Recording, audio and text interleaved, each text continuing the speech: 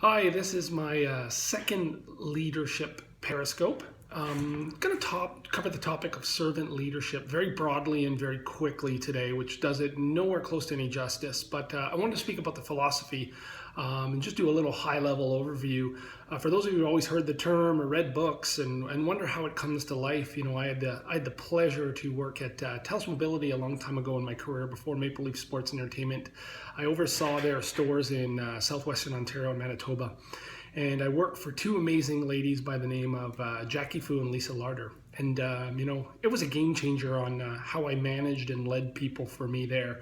And it's really kind of been the driving passion behind why I'm so adamant that this is the way to lead.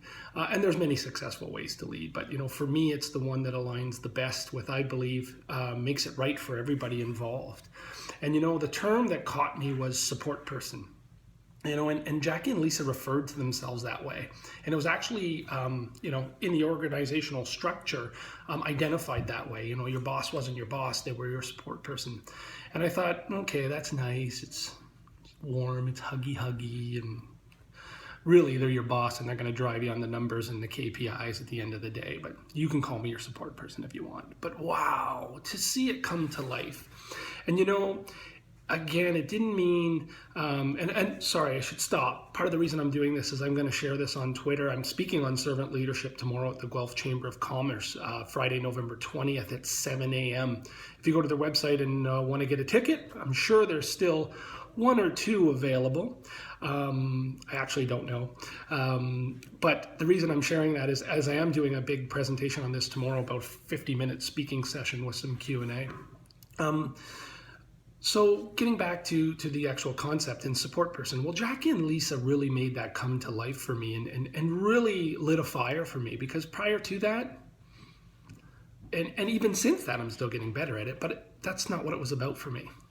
It was about growth, it was about winning, it was about me making sure my team performed, it was about my team helping me hit my numbers that allowed me to grow my career.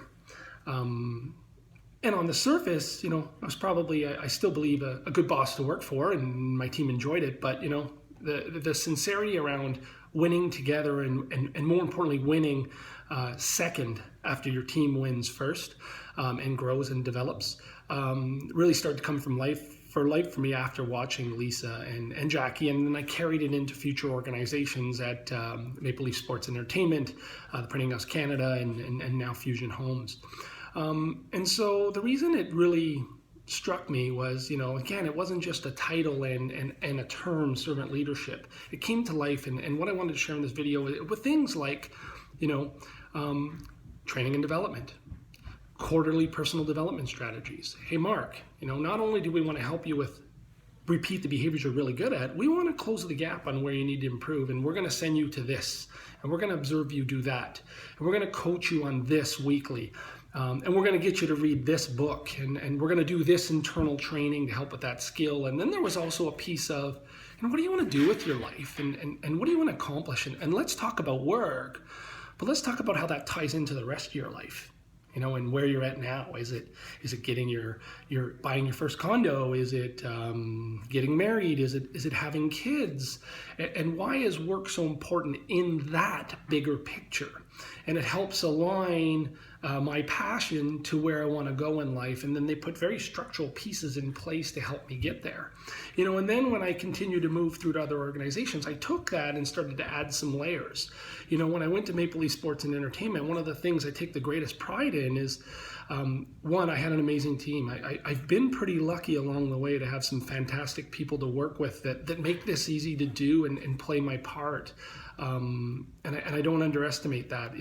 There is a little bit of luck involved here, that I've had some pretty stellar people that I've had the pleasure to be their support person or lead.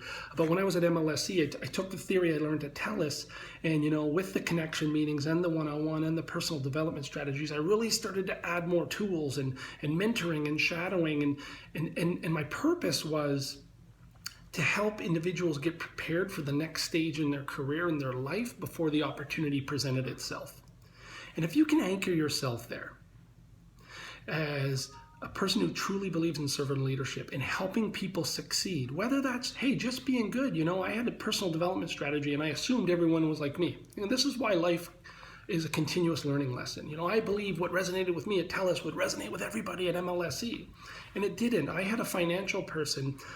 She was a financial analyst, and she was my senior financial analyst in one of my businesses at the West Campus, we called it, which basically meant not the Air Canada Centre, which was Ricoh Coliseum and BMO Field. And I did her PDS, and I was so excited that I was doing this, and it was new, and no one else was doing it, but I didn't care, and I was moving forward because I knew it was right for my team. And she looked at me and she said, I don't want to be a CFO. I don't want to be a VP of finance. I just want to go home at 6 o'clock. I want to have a good work day. I want to contribute. I'm not going to be with my family. I'm blown. Wow, not everybody wants to run a company. Not everybody wants to get promoted. But most people want to take pride in what they do and get better at what they do. So my process on leading that individual was very much about skills that would help make her better at her role and more efficient, and how I could support her with that and get her the resources which she needed, observe the deficient behaviors, give her the support, and help her be happy in that role. I had other individuals that wanted to grow. And so the examples being there, when I left MLSE, as the general manager of BMO Field, Ricoh Coliseum, and the senior director of the Air Canada Centre, everybody moved up a level. So my next in line became the general manager. His next in line became the director. Her next in line became the manager. And that all came out of a systematic process that was involved in saying, how do I get you ready for the next job before you even have to interview for it? That's setting someone up for success. That's servant leadership. So as an example, you want to be the next GM? Well, the first thing is you have to be doing your job well today. And you're going to demonstrate that. So let's continue to work on your skills and how do I help you? How do I observe? How do I coach on a regular basis? How do I recognize? And how do I give you more learning opportunity? Then when you've got that, how do I get you the opportunity to be ready for that role? So when you interview for it, my big boss is saying, wow, he's the guy. So you got to shadow me. You got to learn food and beverage. You got to learn merchandise. You're traditionally an events guy, but you haven't learned all these other sides of the business. So I'm going to start to give you those learning opportunities. I'm going to send you to this course. I'm going to have you shadow this person. It's the way my boss supported me to become general managers of those buildings. I sat with the director of live events. I sat with the director of live event production. I sat with the food and beverage director. Merchandise I knew because that was my background. I started to observe security. And that's how you grasp a skill. And that's servant leadership to me. That's someone who says, I'm invested in you. And where I go isn't important. I have faith that if I do my job well, you're going to do your job well, you're going to be happy, and our team is going to grow. And there's all these tools that are truly supportive. Hey, I believe in you, and we've identified this as an area of opportunity, and this conference is in Virginia for 3 days, and it's going to cost the company $2,000. But because we're so connected and you're doing your part, I'm going to fight for that resource for you. That is me supporting you becoming a better person. There's also all the personal pieces that I come out of it, right? If you're a great servant leader and you're in tune with your people and you develop trust, you provide more flexibility and you can support through difficult times in people's lives.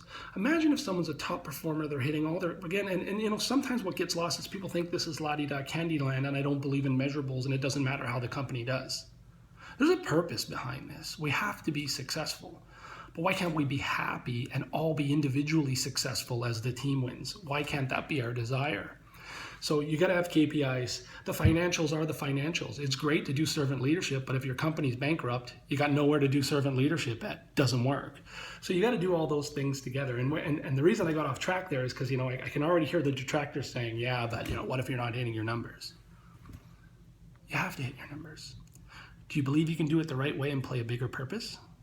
Do you believe that your leadership can send someone home at night happier than if they were supported by somebody else? Do you believe in growing somebody's career as fast or faster than yours? I can tell you I didn't always. And I still struggle sometimes. I'm a competitive guy, and listen, I want to run a company. I'm ready to be a president and a CEO. But I got to continue to prove that.